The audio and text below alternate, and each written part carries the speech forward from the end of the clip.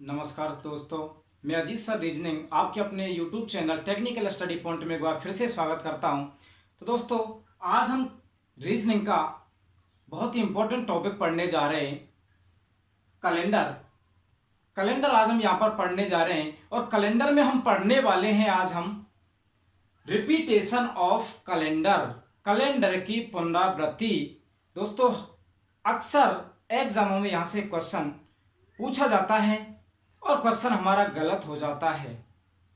क्यों? क्योंकि आज तक ना तो किसी बुक में रिपीटेशन ऑफ कैलेंडर का पूरा कंसेप्ट दिया हुआ है, ना ही टीचर्स पढ़ाते हैं। तो इसलिए आज हम यहाँ पर रिपीटेशन ऑफ कैलेंडर, कैलेंडर की पुनरावृत्ति का पूरा कंसेप्ट यहाँ पर हम समझेंगे और आज के बाद दुनिया का कोई भी क्वेश्चन आपका गलत नहीं होगा। तो चलते हैं अपने टॉपिक पर। तो देखिए, सबसे पहले यहां पर देखिए, मैंने आपको ये तरीका लिख दिया है। जो इस क्वेश्चन को सॉल्व करने का जो डायरेक्ट मेथड है वो मैंने आपके सामने लिख दिया है।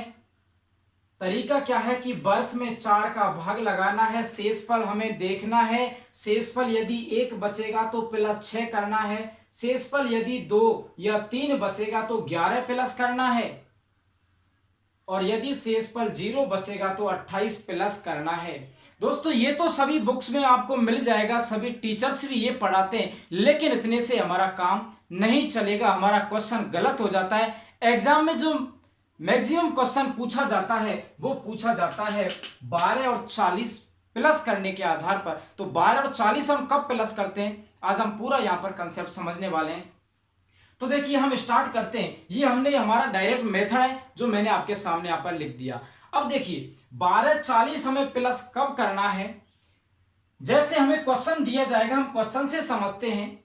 जैसे हमें दिया जाएगा, एग्जाम में क्वेश्चन पूछा जाता है कि 2005 का कैलेंडर पुनः कब रिपीट होगा। 2005 का जो कैलेंडर है ये दोबारा कब, किस वर्ष काम में लिया जा सकता है।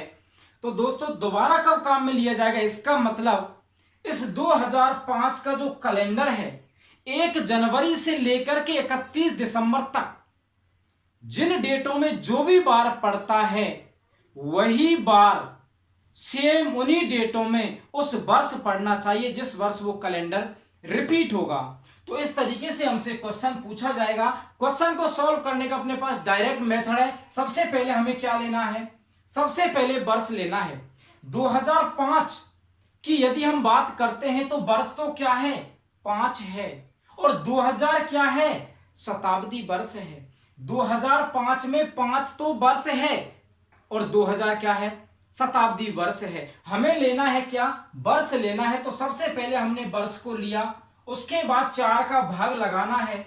4 का जब हम 5 में भाग लगाएंगे तो जो हमारा रिमाइंडर बचेगा, हमारा जो शेषफल बचेगा वो कितना आएगा, 1। जब हमारा शेषफल 1 बचेगा तो हमें कितना प्लस करना है, 6 प्लस करना है। कितना प्लस करना है, 6 प्लस करना है। तो 2005 का कैलेंडर कब रिपीट होगा, +6 कर दिया, कब होगा, 2011 में। कब रिपीट होगा, 2011 में। तो दोस्तों, हमारा आंसर क्या हो जाएगा, 2011। यहीं पर अब देखिए, ये 2011 हमारा आ गया। एक बार हम इसका पूरी थ्योरी यहां पर देखते हैं कि वास्तव में 2005 का कैलेंडर 2011 में रिपीट होता है या नहीं होता है। एक बार मैं आपको यहां पर चेक करके दिखा देता हूं। तो देखिए, कहने का मतलब यह है कि 2005 का कैलेंडर, हमारा आंसर क्या आया, 2011 के 5 का कैलेंडर कब रिपीट होगा, 2011। एक बार देखते हैं। तो मान के चलो, यहां पर हमने 2005 की कोई भी डेट ले ली। जैसे हमने ले लिया 10 मार्च 2005 को, जो बार होगा वही बार 10 मार्च और 2011 को होना चाहिए, तभी तो कैलेंडर रिपीट माना जाएगा, अन्यथा रिपीट नहीं होगा। तो देखते हैं, सबसे पहले हम इस वाली डेट का यहां पर बार निकालते हैं। इस डेट में जो बार आएगा वही बार इस डेट में आना चाहिए। यदि आएगा तो कैलेंडर रिपीट होगा, अन्यथा नहीं होगा। तो सबसे पहले हमें इस डेट का बार निकालना है। तो बार निकालने के लिए हम टाइप नंबर फर्स्ट ऑलरेडी पढ़ चुके हैं। लेकिन मैं डायरेक्ट यहां पर बता देता हूं, हमें बार निकालना है। बार निकालने के लिए सबसे पहले देखो हम इस डेट का निकालेंगे। सबसे पहले हमें लेना होता है दिनांक, उसके बाद हम लेते हैं वर्ष, उसके बाद हम लेते हैं महीना कोड। मार्च का महीना कोड कितना होगा 4। उसके बाद हम लेते हैं, यहां पर लेते हैं शताब्दी वर्ष कोड। शताब्दी वर्ष कोड की हम बात करेंगे 2000 है, 2000 का कोड कितना हो जाएगा 6 हो जाएगा। उसके बाद हम बात करते हैं लीप वर्ष हमें लेना है। लीप वर्ष क्या होता है कि जो वर्ष दिया होता है उसमें 4 का भाग लगाते हैं, और 4 का भाग लगाने पर जो भागफल आता है वही हमारा क्या होता है लीप वर्ष होता है। तो 5 में जब हमने 4 का भाग लगाया तो कितना हमारा यहां पर भागफल आएगा 1। तो हमारी लीप वर्ष कितनी आ गई 1। लीप वर्ष कितनी हो गई 1। ये हमारे पास टोटल दिन आ गए। जब भी कैलेंडर में अपने पास दिन होते हैं तो सीधा हम क्या करते हैं सप्ताह बनाते हैं, और सप्ताह बनाने के लिए कितने का भाग लगाते हैं 7 का भाग लगाते हैं। तो यहां पर हम सीधा कितने का भाग लगा देंगे 7 का भाग लगाएंगे। 7 का भाग क्यों लगाया, सप्ताह क्यों बनाए, क्योंकि मान के चलो आज जो बार है यही बार पुणे कब रिपीट होगा 7 दिन बाद होगा, अर्थात 1 सप्ताह बाद होगा। मान के चलो आज बार है शनिवार, तो 7 दिन बाद अर्थात 1 सप्ताह बाद भी कौन सा बार होगा शनिवार ही होगा। इसलिए हम यहां पर सप्ताह बनाते हैं और अलग करते जाते हैं। जो हमारा लास्ट में शेषफल जो आएगा, जो विषम दिन आएगा, उसको हमें क्या करना, वही हमारा क्या होता है आंसर होता है। अब देखिए यहां पर हमें 7 का भाग देना है। अब यहां से 2 तरीके, या तो इन सभी संख्याओं को ऐड करके अंत में 7 का भाग लगा दो, या यहीं पर सप्ताह बनाते चलो और कैंसिल करते चलो। तो देखिए हम डायरेक्ट करते हैं 10 और 4 14। 14 में हमने 7 का भाग लगाया, 7 दूना 14, 2 सप्ताह कंप्लीट हो गए। विषम दिन कितना बचा 0 बचा। उसके बाद यहां 6 और 1 7, 1 सप्ताह कंप्लीट। शेषफल हमारा कितना बचा यहां पर 5। कितना शेष बचा हमारा 5 हमारा बचा शेषफल। और जो 5 हमारा शेषफल बचा है इसको, ये 5 आ गया। अब हमें निकालना है इस वाली डेट का। यदि इस डेट में भी हमारा शेषफल 5 आता है तो हमारा कैलेंडर रिपीट होगा, अन्यथा नहीं होगा। अब देखिए अब हम इस वाली डेट का निकालते हैं। तो सबसे पहले हमें वही करना है, सबसे पहले दिनांक लेना है, प्लस हमें वर्ष लेना है, प्लस हमें महीना कोड लेना है, उसके बाद हमने शताब्दी कोड लेना है, और उसके बाद हमें लीप वर्ष लेना है। 11 में 4 का भाग लगाएंगे, 4 दूनी 8, 2 हमारा भागफल आया, 2 लीप वर्ष हो गई। कितने का भाग लगाना है 7 का भाग लगाना है। देखिए 10 और 4 14, 7 दूना 14, 2 सप्ताह कंप्लीट हो गए। इसके बाद हम बात करते हैं 6 और 2 8। जब 8 में 7 का भाग लगाएंगे कितना शेष बचेगा 1। 1 और 11 कितना हो गया 12। और जब 12 में हम 7 का भाग लगाएंगे तो 7 एकम 7 हमारा रिमाइंडर जो बचेगा, हमारा जो शेषफल बचेगा वो कितना बचेगा 5। यहां भी क्या था हमारा शेषफल 5, और यहां भी हमारा शेषफल क्या आया 5 आया। अब देखिए यदि हम बात करते हैं 5 हमारा शेषफल आया, बार की आवश्यकता नहीं है। यदि हम चाहें यहां बताएं तो 5 जो हमारा शेषफल आया इसको बार होगा कौन सा गुरुवार, और यहां भी 5 को कौन सा बार हो जाएगा गुरुवार। हमारा यहां पर बार सेम है, इसका मतलब 2005 का जो कैलेंडर है वो कब रिपीट होगा 2011 में होगा। तो दोस्तों लेकिन हमें इस डिटेल से नहीं करना है, हमें डायरेक्ट मेथड यूज में लेना है कि जो भी वर्ष दिया जाएगा हमें 4 का भाग लगाना है। शेषफल यदि 1 आएगा 6 जोड़ना है, 2 या 3 आएगा 11 जोड़ना है, शेषफल 0 आएगा तो 28 जोड़ना है। अब यहीं पर हम अगले क्वेश्चन की बात करते हैं, स्क्रीनशॉट ले लीजिएगा। अगले क्वेश्चन पर हम चलते हैं। देखिए अगला क्वेश्चन यहां पर हमें दे रखा है,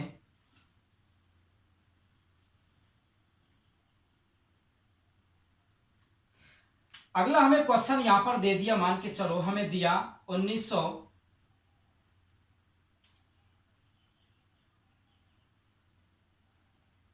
हमसे कहा गया कि 1934 का कैलेंडर पुनः कब रिपीट होगा।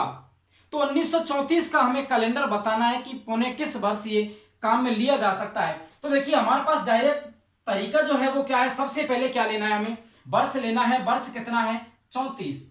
वर्ष लिया, वर्ष में कितने का भाग लगाना है 4 का भाग लगाना है। भाग लगाने के बाद हमें क्या चेक करना है, शेषफल चेक करना है। 4 का 34 में हमने भाग लगाया, 4 अट्ठे 32, कितना शेष बचा, 2 शेष बचा। हमारा यहाँ पर जो रिमाइंडर बचा है, जो शेषफल बचा है वो कितना बचा, 2। जब हमारा शेष 2 बचेगा तो हमें कितना ऐड करना है, 11 ऐड करना है। कितना ऐड करना है, 11 ऐड करना है। तो जब 1934 में जब हम 11 ऐड करते हैं तो जो हमारा आंसर आएगा वो कितना आ जाएगा, 1945। तो यहां दोस्तों 1934 का जो कैलेंडर रिपीट होगा वो कब होगा, 1945 में होगा। आप निकाल कर यहां पर देख सकते हैं, बार क्या आएगा, सेम आएगा। ठीक है, समझ में आया होगा। आगे चलते हैं अगले क्वेश्चन की तरफ।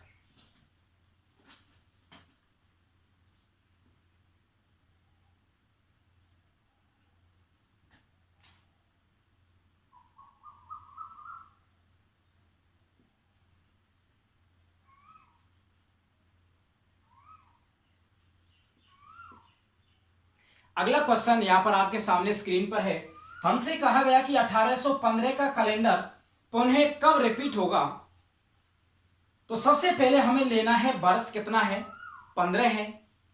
1800 शताब्दी वर्ष हो गया, 15 क्या हो गया, वर्ष हो गया। सबसे पहले हमारे पास तरीका है, हमें लेना है वर्ष। वर्ष में लगाना है सीधा 4 का भाग। सबसे पहले हमें शेषफल यहां पर देखना है। शेषफल हमने यहां पर देखा कि जब 4 का भाग लगाया, 4 तिया 12, कितना शेष बचा, 3। और जब 3 शेष बचेगा तो कितना प्लस करना है, 11 प्लस करना है। 3 शेष बचेगा तो कितना प्लस करना है, 11 प्लस करना है। 1815 में जब हम 11 प्लस करेंगे तो कितना आ जाएगा, 1826। तो दोस्तों यहाँ 1815 का जो कैलेंडर रिपीट होगा वो कब होगा, 1826 में होगा। तो ये समझ में आया होगा, जब भी जो भी हमें वर्ष दिया जाएगा, 4 का भाग लगाना है, शेषफल निकालना है। 1 आता है शेषफल तो 6 जोड़ना है, 2 या 3 आता है तो 11 जोड़ना है। ये यहां तक समझ में आया होगा। अब हम चलते हैं कि एग्जाम में जो अक्सर क्वेश्चन पूछा जाता है वो क्या पूछा जाता है जो हमारा गलत हो जाता है। तो देखिए अगले क्वेश्चन की यहां पर हम बात करते हैं।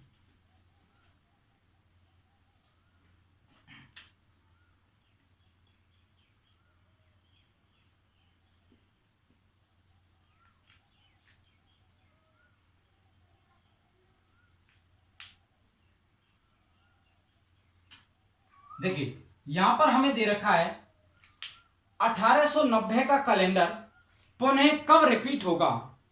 1890 का कैलेंडर पुनः कब रिपीट होगा। तो देखिए हमारे पास जो तरीका है वो क्या है कि सबसे पहले हमें वर्ष लेना है। वर्ष कितना है, 90। उसके बाद हमें सीधा उसमें 4 का भाग लगाना है, शेषफल निकालना है। जब इसमें यहां पर हम 4 का भाग लगाते हैं तो जो हमारा रिमाइंडर आएगा, हमारा जो शेषफल आएगा वो कितना आएगा। देखो यहां पर जब 4 का भाग लगाते हैं तो कितना आएगा, 4 दूनी 8, कितना आएगा, 22 चौके 88। शेषफल जो हमारा बचेगा, रिमाइंडर बचेगा, वो कितना बचेगा, 2 बचेगा। कितना बचेगा, 2। और जब हमारा रिमाइंडर 2 बचता है तो हम कितना प्लस करते हैं, 11 प्लस करते हैं। ये हमने अभी पढ़ा है, लेकिन ये गलत है। ये तो हमें दिख रहा है कि यदि हमारा शेषफल 2 आएगा तो हमें 11 प्लस करना है। जब भी हमारा रिमाइंडर 2 आएगा तो 11 प्लस करना है। लेकिन 11 प्लस यदि हम करते तो हमारा क्वेश्चन गलत हो जाता है। आज तक हमने सभी बुकों में यही पढ़ा है, टीचर्स भी अक्सर यही पढ़ाते हैं, लेकिन ये चीज गलत है, हमारा क्वेश्चन गलत हो जाता है। आइए हम एक बार यहां पर देखें, क्वेश्चन देखते हैं। 1890 है, 1890 में जब 11 हम ऐड करते हैं तो यहां पर जो हमारा वर्ष आएगा वो कितना आएगा, 1901 आएगा। कौन सा आएगा, 1901 आएगा। अब देखिए, अब यहां पर हम देखते हैं कि 1890 का जो कैलेंडर हमारा बोल रहा है रिपीट, वो कब बोल रहा है, 1901 में। तो एक बार हम देखते हैं कि हमारा जो ये कैलेंडर रिपीट होगा, क्या ये 1901 में होगा, क्या ये सही है या गलत है। तो आइए हम एक बार यहां पर पूरा डिटेल में चेक करके देखते हैं।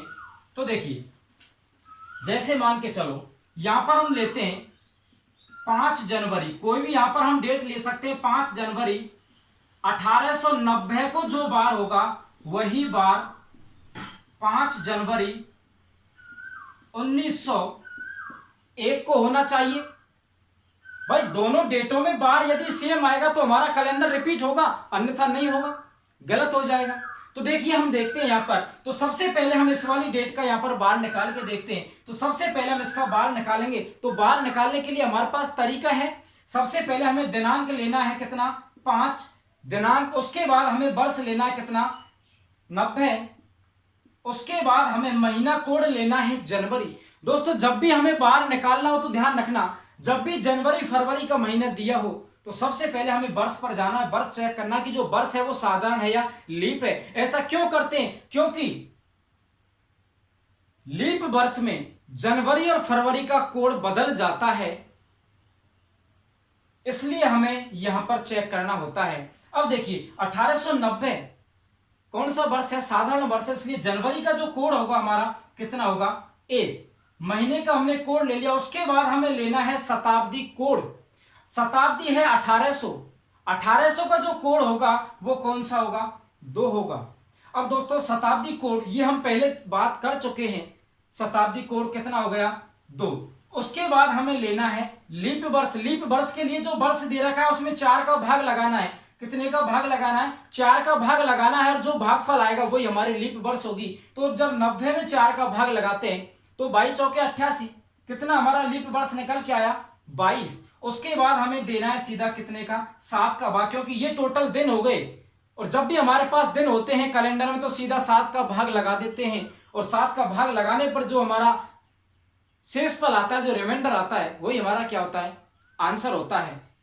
अब देखिए यहां पर या तो सारी डिजिट को जोड़ करके आप अंत में 7 का भाग लगा सकते हैं, या यहीं पर इनके सप्ताह बनाकर अलग कर सकते हैं। जैसे 22 में 7 का भाग लगाया, 7 या 21, कितना शेष बचा, 1। 3 सप्ताह कंप्लीट, 1 शेष बच गया। क्योंकि मान चलो आज सोमवार है, आज के 3 सप्ताह बाद भी कौन सा बार होगा, वही बार होगा, सोमवार। तो यहाँ सप्ताह कोई फर्क नहीं पड़ता है, चाहे हम कितने भी सप्ताह आगे जाएं, चाहे कितने भी सप्ताह पीछे जाएं, बार पर कोई फर्क नहीं पड़ता। इसलिए हम यहाँ पर 3 सप्ताह कंप्लीट हो गए और शेष कितना बचा हमारा, 1 बचा।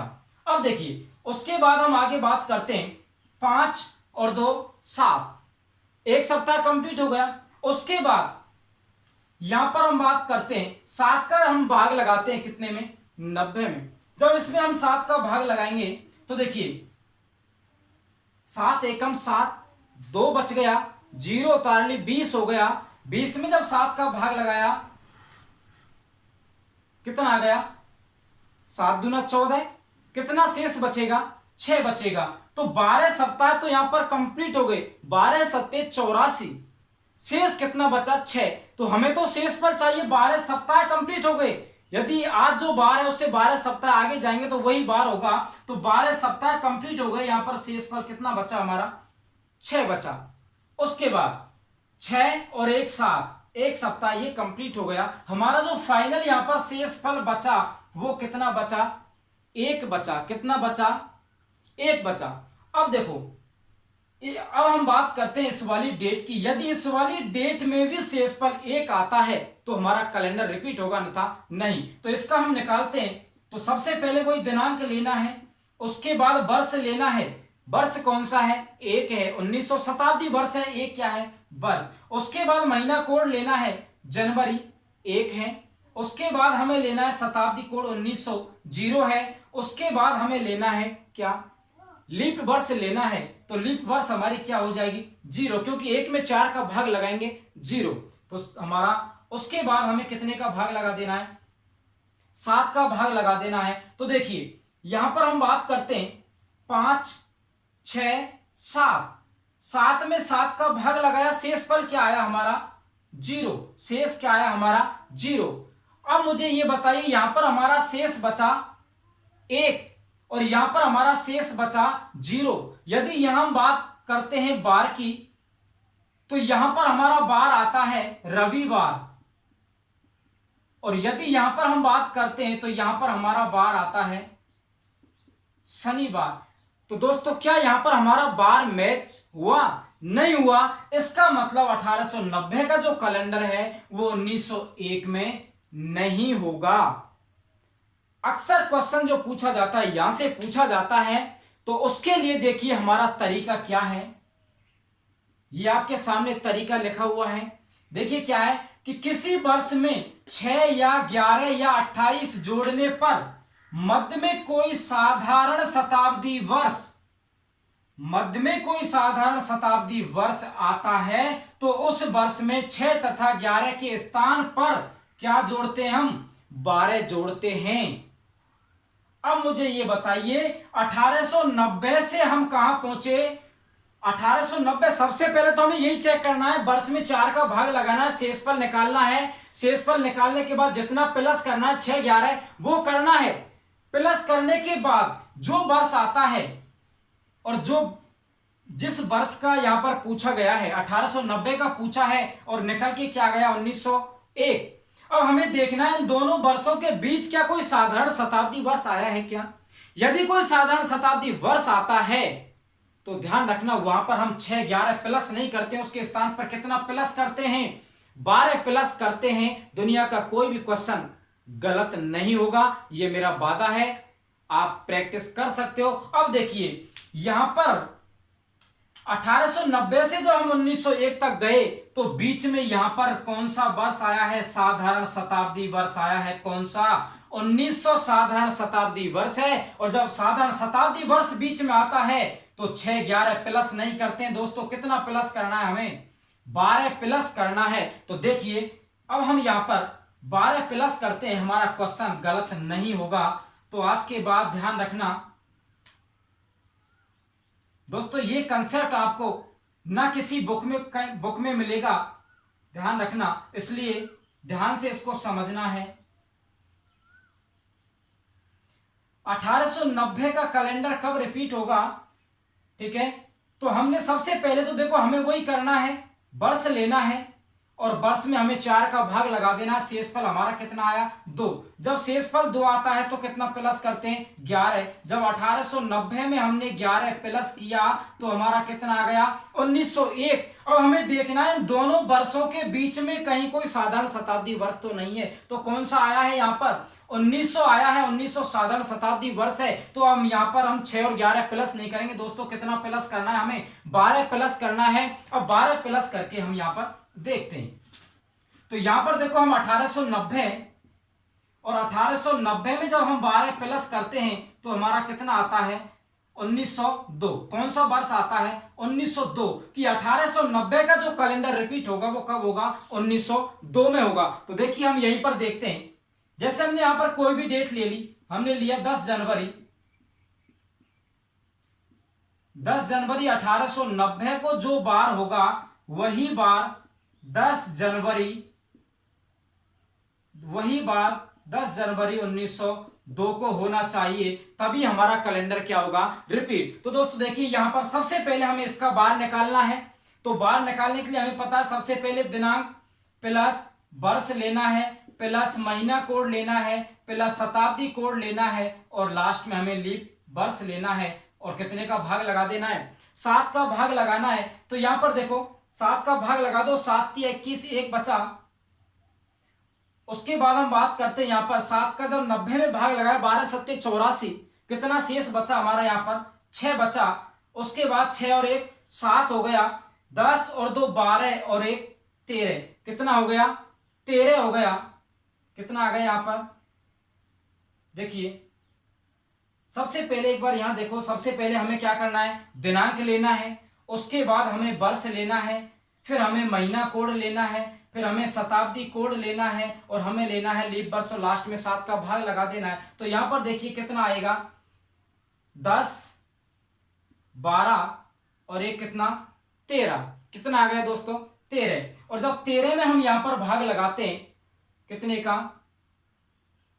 7 का जब 13 में हम यहां पर भाग लगाएंगे तो 7 एकम 7, एक सप्ताह कंप्लीट हो जाता है। शेषफल जो हमारा बचता है, रिमाइंडर जो आता है वो कितना आता है हमारा? 6 आता है। तो इस डेट का जब हमने यहाँ पर निकाला तो हमारा शेषफल कितना आ गया, 6 आ गया। यदि हम बार की बात करते हैं तो दोस्तों यहाँ पर कौन सा बार हो जाएगा, शुक्रवार हो जाएगा। कौन सा बार होगा, शुक्रवार। अब हम बात करते हैं इस वाली डेट की। यदि इस वाली डेट में भी यदि शुक्रवार हमारा आता है तो हमारा कैलेंडर क्या होगा, रिपीट होगा। तो देखिए सबसे पहले दिनांक लेना है, उसके बाद हमें वर्ष लेना है 1902, कौन सा है 2। उसके बाद हमें महीना कोड लेना है जनवरी, शताब्दी कोड लेना 1900 का 0, और हमें लीप वर्ष लेना है 0, और कितने का भाग लगा देना है, अंत में 7 का यहां पर भाग लगा देना है। तो देखिए 10 और 2 12 और 1 13, और जब 13 में हम 7 का भाग लगाते हैं तो जो हमारा शेषफल आएगा वो कितना आएगा, 6 आएगा। जो हमारा यहाँ पर शेषफल आएगा दोस्तों वो कितना आएगा, 6 आएगा। तो देखिए यहां पर भी हमारा शेषफल 6, यहां पर भी 6 का कौन सा बार होगा, शुक्रवार। तो हमारा बार क्या गया, सेम आ गया। तो ध्यान रखना अक्सर एग्जाम में क्वेश्चन यहीं से पूछा जाता है।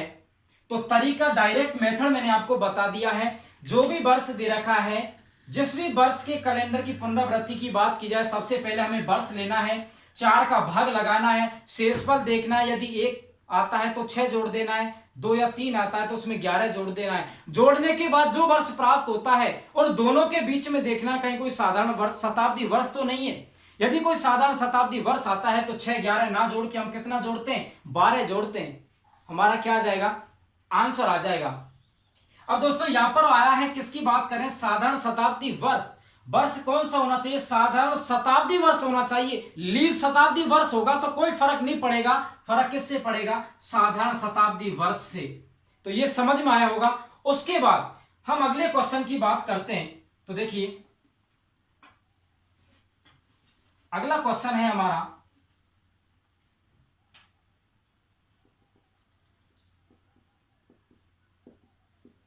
अगला क्वेश्चन है कि 1912 का कैलेंडर पुनः कब रिपीट होगा। तो 1912 का कैलेंडर हमें देखना है। तो सबसे पहले हमें वर्ष लेना है, 4 का भाग लगाना है, शेषफल यहां पर देखना है कि हमारा रिमाइंडर क्या आएगा। तो यहां पर शेषफल 4 तिया 12, शेषफल कितना आया, 0। जब शेषफल हमारा 0 आता है तो हम कितना प्लस करते हैं उस वर्ष में, 28 प्लस करते हैं। तो यहां पर देखिए 1912 में जब हमने 28 प्लस किया, 1912 में जब यहां पर हम 28 प्लस करेंगे तो हमारा कितना आ जाएगा, 1940। तो दोस्तों यहां 1912 का जो कैलेंडर रिपीट हुआ वो कब होगा, 1940 में। कब होगा, 1940 में। तो देखिए यहां पर एक बार हम सिद्ध करके देखते हैं, चेक करके देखते हैं क्या हमारा कैलेंडर रिपीट होता है या नहीं होता है। तो देखिए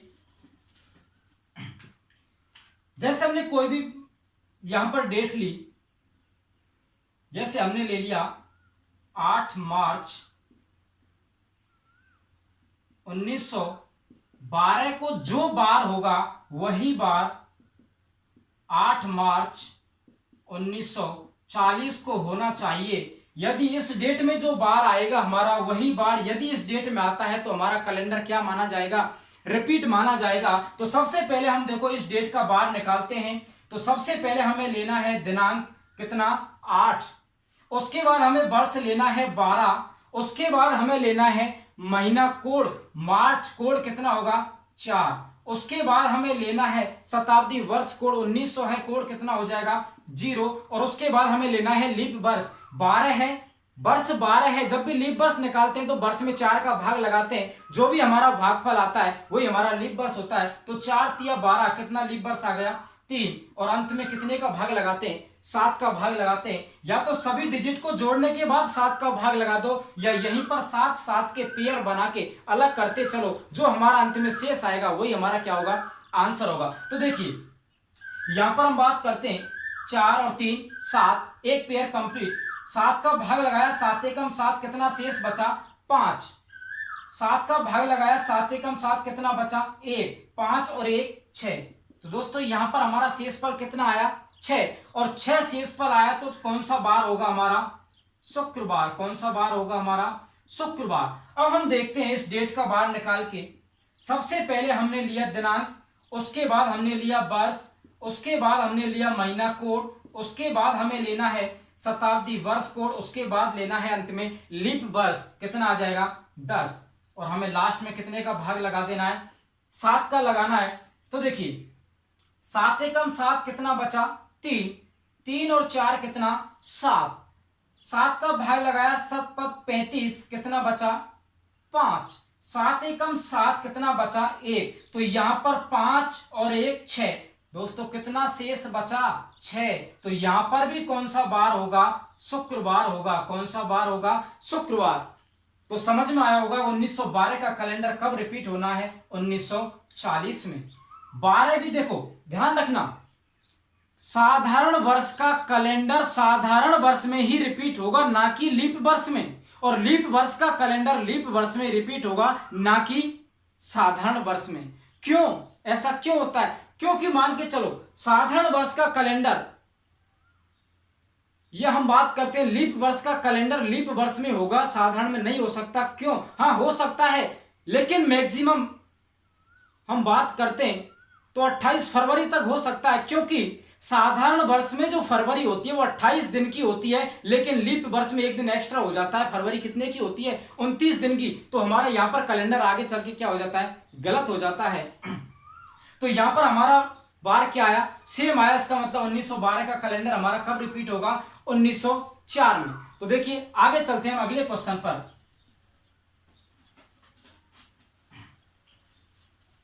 दोस्तों अगला क्वेश्चन हमें यहां पर दे रखा है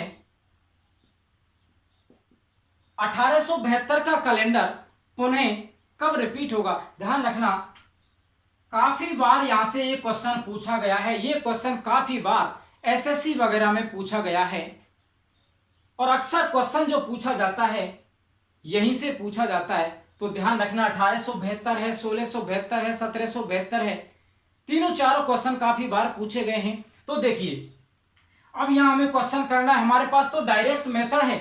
सबसे पहले हमें वर्ष लेना है, कितना है 72, वर्ष में भाग लगाना है 4 का, 4 का जब भाग लगाते हैं 18 चौके 72, शेषफल जो हमारा आता है शेषफल कितना आया हमारा 0, और जब 0 शेषफल आता है तो हम कितना ऐड करते हैं 28 प्लस करते हैं।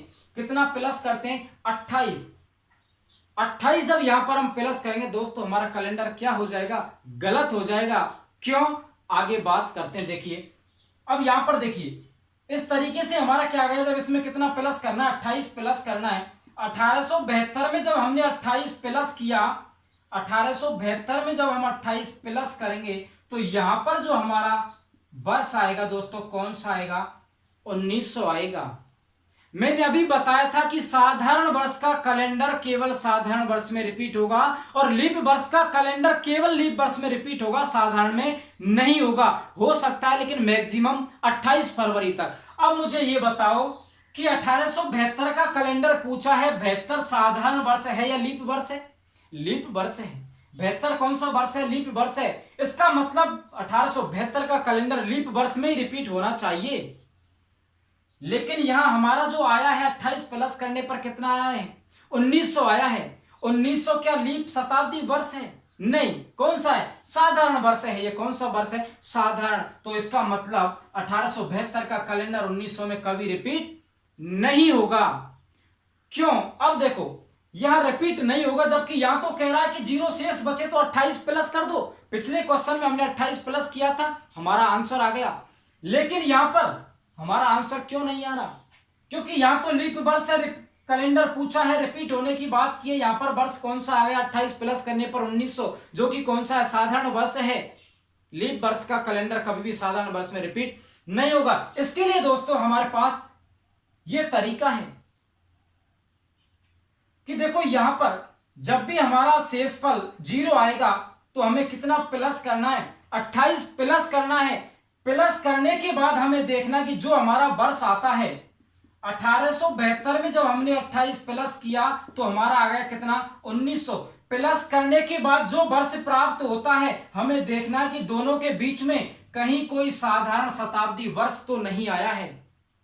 अब 1872 से हम कहां पर पहुंचे 1900 में, जो कि 1900 क्या है साधारण शताब्दी वर्ष है। इसलिए अब हम 28 ना जोड़कर कितना जोड़ते हैं उसमें 40 प्लस करते हैं। तो दोस्तों देखिए अब हमारा आंसर यहां पर आएगा, जब भी यहां पर साधारण वर्ष हमें मिल जाए तो हमें फिर कितना प्लस करना होगा 40। तो यहां 1872 प्लस करना है कितना 40। जब हम यहाँ पर प्लस करते हैं तो हमारा जो आंसर वर्ष आएगा कौन सा आएगा 1912 कि 1872 का कैलेंडर कब रिपीट होगा 1912 में। दोस्तों 72 भी लीप वर्ष है और 12 भी क्या है लीप वर्ष है, कैलेंडर क्या होगा रिपीट। लेकिन एक बार हम यहाँ पर पूरी डिटेल में एक बार चेक करके देखते हैं कि वास्तव में रिपीट होता है या नहीं होता है। तो देखिए जैसे हमने यहां पर कोई भी बार ले लिया, हमने कहा 5 दिसंबर 1872 को जो बार होगा वही बार 5 दिसंबर 1912 को होना चाहिए, तभी तो हमारा कैलेंडर रिपीट माना जाएगा। यदि यहां पर दोनों डेटों में बार सेम नहीं आएगा तो हमारा कैलेंडर सेम नहीं होगा, रिपीट नहीं होगा। और यदि बार सेम आता है तो हमारा कैलेंडर क्या होगा रिपीट होगा। तो देखिए सबसे पहले दोस्तों हम इस वाली डेट का बार निकालते हैं।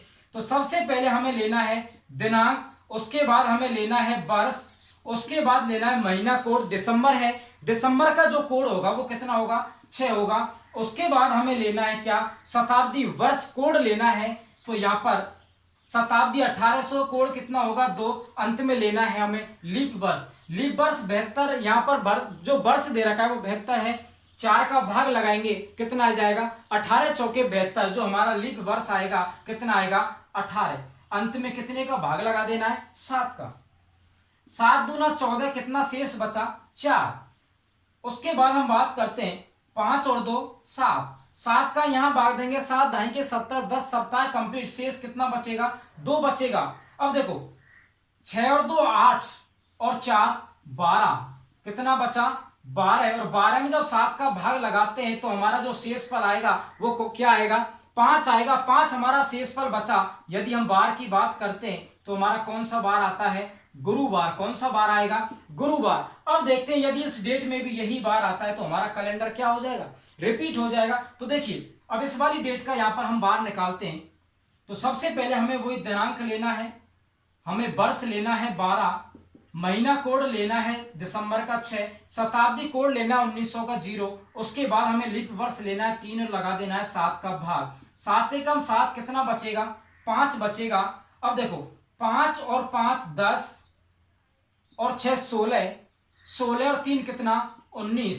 और जब हम 19 में दोस्तों 7 का भाग लगाते हैं तो 7 दूना 14, शेषफल जो हमारा आता है कितना आता है 5। यहां भी हमारा शेषफल 5, यहां भी शेषफल 5, यहां भी कौन सा बार आएगा गुरुवार आएगा। कौन सा बार आएगा गुरुवार। इसका मतलब हमारे 1872 का कैलेंडर कब रिपीट होगा 1912 में रिपीट होगा। तो दोस्तों ये पूरा कंसेप्ट मैंने आपको यहाँ बारीकी से समझाया, समझ में आया होगा। आज के बाद ध्यान रखना ये तरीका अपनाना, दुनिया का कोई भी क्वेश्चन आपका गलत नहीं होगा। दोस्तों यदि ये हमारी वीडियो अच्छी लगी हो तो लाइक शेयर करें और सब्सक्राइब करें ज़्यादा से ज़्यादा, जिससे कि ज़्यादा से ज़्यादा स्टूडेंट हमारे इस वीडियो का फायदा उठा सकें। तो आज के लिए इतना ही काफ़ी है, अगली वीडियो के लिए वेट कीजिए। ठीक है, ऑल द बेस्ट।